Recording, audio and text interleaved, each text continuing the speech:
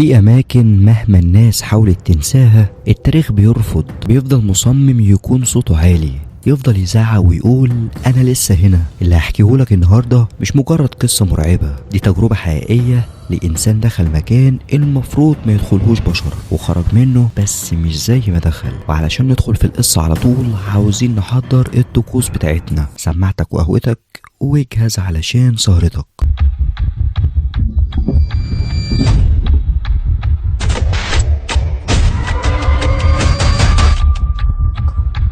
أنا اسمي سامي، شغال صحفي، بحب أدور على القصص اللي محدش بيجرؤ يقرب منها. في يوم جالي إيميل غريب جدا عنوانه لو عاوز قصة العمر روح مستشفى النيل القديمة في بني سويف. مفيش أي تفاصيل تانية ولا اسم مرسل ولا أي حاجة، بس كان في صورة مرفقة، صورة باب حديد مكتوب عليه مغلق بأمر النيابة سنة 1992. وده كان أول خيط في الكابوس اللي أنا عشته. قعدت أدور وأسأل صحاب ليا في بني سويف وكلهم قالوا لي نفس الكلام، ما تقربش من المستشفى دي يا سامي، المكان ده مش طبيعي ومفيش حد بيدخل المستشفى ويخرج سليم. الناس بتقول إن سنة 91 حصل فيها حريق غامض وتوفى فيه أكتر من 30 شخص، دكاترة وتمريض ومرضى، والسبب محدش عارفه. النيابة قفلت القضية وقتها ومن ساعتها وهي مهجورة. طبعا أنا الفضول سيطر عليا، قررت اروح بنفسي. وصلت الساعة 4 العصر، المكان حوالينه عمارات فاضية وكأن كل حاجة هناك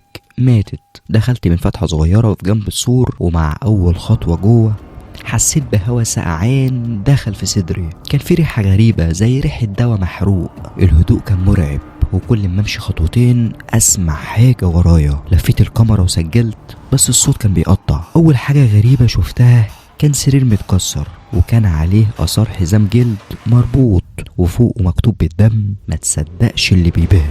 وانا ماشي في الممر الرئيسي سمعت صوت ست بتصرخ بصوت عالي، الحقني يا دكتور هو جاي. بس الصوت ما كانش طبيعي، ما كانش صوت حد عايش. جريت ناحية الصوت ووصلت اوضة العمليات، لقيت نور ضعيف بيولع وينطفي والحيطان مليانة خربشة كأن حد بيتسحب على الحيط وهو بيقاوم. مرة واحدة الباب اتقفل ورايا بقوة، فضلت اصرخ بصوت عالي واخبط، وفجأة النور قطع. بعد ما الباب اتفتح تاني لوحده قررت اطلع الدور التاني، وده كان الجناح اللي اتقال عليه انه المحظور. كل اوضة مكتوب على بابها خطر ما تفتحهاش، بس في اوضة معينة شدتني، كان مكتوب عليها جملة واحدة بخط كبير: العيادة النفسية الدكتور نادر. فتحت الباب والمشهد كان خارج المنطق، كرسي كهرباء في النص ومربوط فيه مريض، لكن اللي مرعب هو ان المريض كان موجود فعلا بس ميت، جسمه متحنط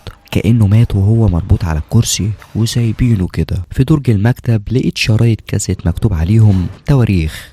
شغلت واحد وسمعت صوت دكتور بيقول الحالة رقم 4 بتقول انها بتشوف اللي ماتوا بيرجعوا وبيقعدوا يكلموها في المراية. وفي اخر الشريط الصوت اتغير وبقى صوت المريضة نفسها: انا شفتك يا دكتور وانت كمان هتشوفني قريب.